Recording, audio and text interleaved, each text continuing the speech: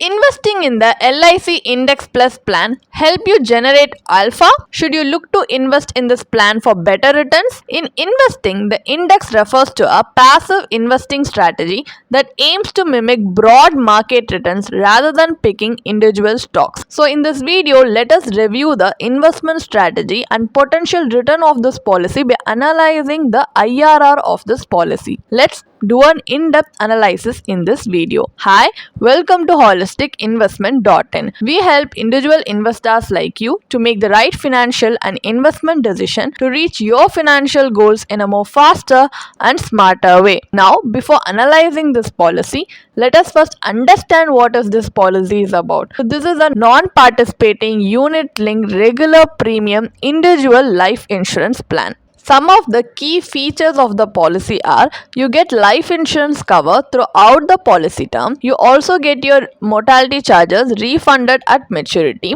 and guaranteed additions or a percentage of your annual premium which shall be added to your unit fund, and you have the flexibility to choose the type of investment fund to invest the premium as per your risk appetite. And there is also settlement of death benefits either in the form of lump sum or in installments. Some of the benefits are you get death benefit in the case of unfortunately passing away of the policyholder during the policy term. The nominee or legal heir will get any of the three options mentioned on the screen under the death benefit section. So whichever amount is equal to the highest in value out of these options, that will be payable to the nominee or the legal heir as death benefit. The maturity benefit will be the unit fund value as on the date of maturity, which shall be rewarded as a maturity benefit. It also has a refund of mortality charges benefit, which depends on the life insurance coverage. The mortality charges that they charged you for will be returned along with your maturity benefit. And if you take a look at the fund options, you get the option to choose from any one of the two funds to invest your premiums initially and at the time of switching. So the fund options are Flexi Growth Fund,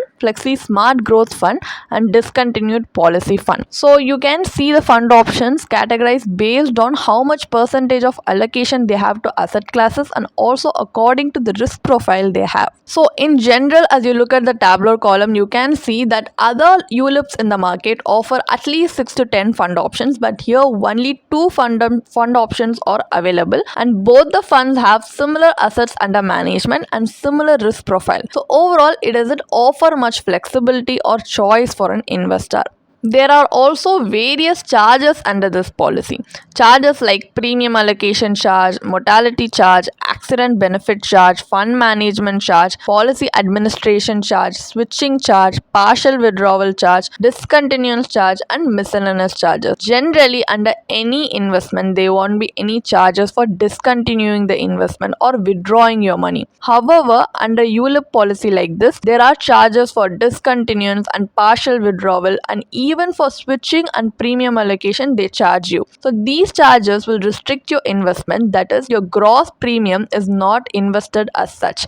The net premium after deducting all the charges only then it gets invested. So this will affect your returns in the long run. And if you take a look at the advantages of investing in this policy, you can see that you get partial withdrawals are allowed because to take care of your liquidity needs, and you also have the option to enhance your policy coverage by opting for LIC's linked accident benefit rider. You have an option to switch between the two fund type. The disadvantages are no top-up premium shall be allowed under this plan, and no loan facility shall be available under this plan, and also no increase or decrease of your basic sum assured will be allowed under this plan, and there are no low and moderate risk fund options available in this plan. So these are some drawbacks that you need to be mindful about before deciding to invest in this policy. Now, as we have a basic understanding of this policy, now move on to the analysis part of the video, where we are going to conduct an IRR analysis of this policy to get a clear idea about what kind of returns we get in our hands at the end of the day. So just for calculation purpose, let us assume that a 30-year-old male invest in this policy. The sum assured is 10 lakh. The premium paying term and policy term is 15 years. The annualized premium is 1 lakh. Fund value at the end of 15 years is receivable as a maturity benefit. So in the benefit illustration that we are going to conduct now, you can see there are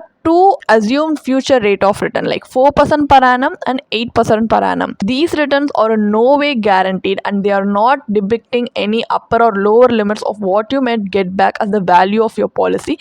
Is dependent on numerous factors along with the future investment performance. So this is just to give you an idea of how this policy can perform in both the worst case and best case scenarios. So the fund value at the end of 15 years at 4% scenario is 17.24 lakhs. The IRR for this scenario is 1.72%. So savings bank account interest rate is more than the 4% scenario's IRR. Comparatively, it's not giving us any value addition. And if you take a look at the best case scenario, which is at the 8% scenario, the maturity benefit, that's the fund value you get, is 23.89 lakh. The IRR for this scenario is 5.62%. Even bank fixed deposit yields more than the 8% scenario's IRR. So under both cases, the IRR is not proportionate to the risk taken. The returns also seem to fall below the inflation rate. This will ultimately affect your wealth accumulation process. As this policy is not giving us the proportionate return for the risk we take, now let us compare other investment strategies or other investment vehicles with this policy. For comparison, let us assume the same metric as seen in the previous example. Here, instead of clubbing life cover and investment, let us split these two components. For example, for life cover purpose, we have opted for a pure term life insurance policy for a sum assured of 10 lakhs, which would only cost you an annual premium of 4,200 rupees. This compared to LIC's policy leaves you with a balance of 95,800 rupees, which you can invest for your financial goals. You can also choose an investment vehicle as per your financial goal and risk appetite. So out of 1 lakh, pure term life insurance premium is paid and the balance is then invested. So here we have assumed that the balance amount is either invested in the PPF account or in ELSS fund. So PPF is for a option we have given for the conservative investors who does not want to take more risk, and ELSS, other to the market link product, it has risk. So this is an option that you can take if you are an aggressive investor who's willing to take risk. So we have considered both scenarios to give you an idea. The final maturity value under the PPF account is 25.98 lakh. The IRR for the pure term and PPF combination results in an IRR of 6.60%. And under the ELSS fund, the final maturity value is subjected to capital gains tax. The pre-tax redemption value is 39.99 lakhs. So the post-tax final maturity value is 36.95 lakhs. So the IRR for the pure term and ELSS combo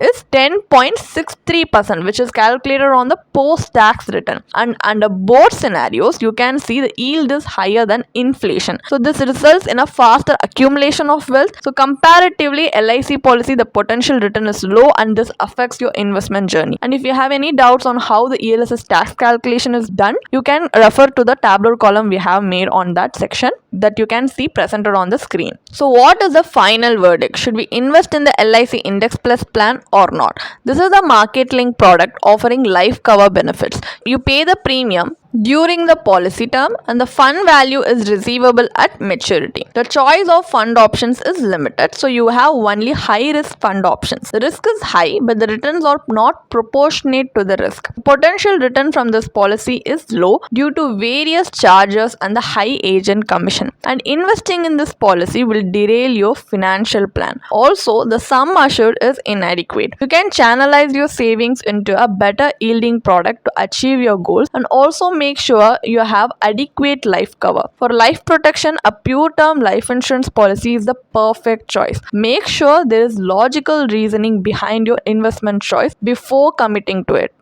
If you want to read more about this policy, then you can definitely check out the blog post we have posted on our website through the link in the description. And if you want to gain more professional guidance through a professional financial planner, you can choose to book a one-on-one complimentary consultation with one of our professional financial planner through the link in the description.